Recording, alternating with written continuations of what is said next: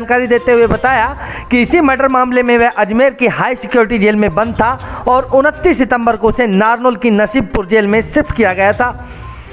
Advocate Ajay Chaudhary ने बताया कि पपला गुजर को फांसी या फिर उम्र कैद, इस पर मंगलवार को बहस होगी, उसके बाद कोर्ट अपना फैसला सुनाएगी। अजय चौधरी के अनुसार पपला को एफएसएल बिमला की पोस्टमार्टम रिपोर्ट व मौके के गवाह बिमला के देवर दूडाराम की गवाही के आधार पर दोषी ठहराया गया है। एफएसएल रिपोर्ट में बिमला को 23 गोलियां मारने के साथ ही 2 हथियार यूज होने की बात भी सामने आई है। एक 9 mm पिस्टल व दूसरा देसी कट्टे की गोलियां उसके शरीर से निकाली गई थी। महेंद्रगढ़ जिले के गांव खैरोली निवासी बिमला की 21 अगस्त 2015 को गांव में ही गोली मारकर हत्या कर दी गई थी। बिमला की हत्या का आरोप गैंगस्टर विक्रम उर्फ पपला पर लगा था। महेंद्रगढ़ सदर थाना में उसके खिलाफ 148, 149, 302, 120 आर्म्स एक्ट के तहत केस दर्ज हुआ था। पुलिस ने उसे गिरफ्तार भी कर लिया था, लेकिन 5 सितंबर 2017 को कोर्ट में पेशी के दौरान पपला के साथ ही उसे अंधाधुंध फायरिंग करके छुड़ाकर भगा ले गए थे। इस गोलीबारी में एक पुलिसकर्मी की मौत भी हुई थी। पीड़ित पक्ष के वकील अजय चौधरी के अनुसार 21 अगस्त की रात बिमला अपने घर पर मौजूद थी।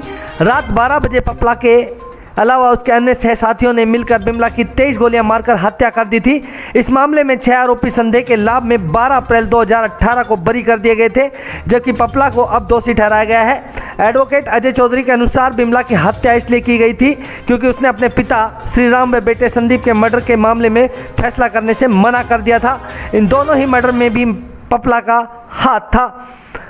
29 सितंबर को पपला को नारनौल शिफ्ट किया गया था। पपला को इसी साल 28 जनवरी को राजस्थान की स्पेशल पुलिस फोर्स ने महाराष्ट्र के कोल्हापुर से गिरफ्तार किया था। उसके बाद से ही वह अजमेर की हाई सिक्योरिटी जेल में बंद था। 6 साल पुराने बिमला मर्डर केस में पपला के वकीलों ने नारनौल कोर्ट में अर्जी दाखिल करके पपला को प्रोटेक्शन वारंट पर लाने की अपील की थी। कोर्ट ने अर्जी स्वीकार करके 29 सितंबर को उसे कोर्ट में पेश करके आदेश दिए थे। 29 सितंबर को पेशी के बाद एडिशनल सेशन जज सुधीर जीवन ने पपला को नसीबपुर जेल में शिफ्ट करने के आदेश दिए थे। पपला गुजर पर हरियाणा के अलावा राजस्थान में भी कई आपराधिक मामले दर्ज हैं।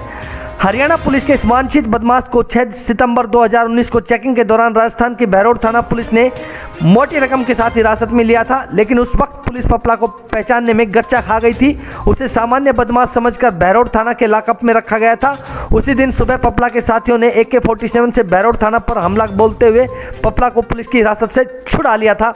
कलम की ताकत के लिए नारनौल से ब्यूरो रिपोर्ट। 21/8/2015 को बिमला देवी नाम की एक औरत को खैरोली गांव में पपला और उसके साथियों ने घर में घुस करके रात को 12 बजे 23 गोलियां मारी थी। उस मामले में आज श्री सुधीर जीवन एडिशनल सेशन जज नारनौल की अदालत ने पपला गुजर को दोषी करार दिया है।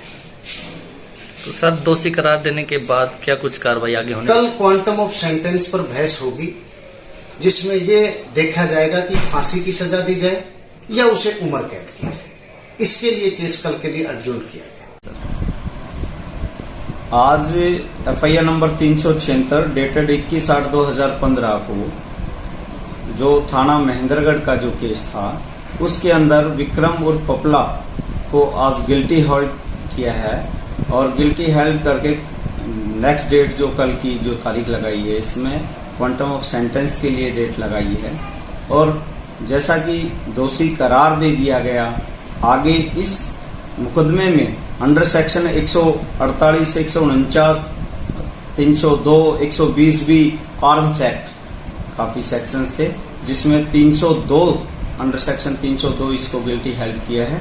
और इसके बाद क्योंकि इस मुकदमे में अन्य सह आरोपियों को पहले ही एक अदालत श्रीमान जी नाजिर सिंह जी की अदालत से बरी हो चुके हैं, तो इसलिए जो भी फैसला तो अदालत श्रीमान जी को करना है, उससे जो हम आरोपी पक्ष अगर ये सेटिस्फाई नहीं रहा तो उनके पास ये अधिकार है कि वो Punjab and Haryana high court में अपनी अपील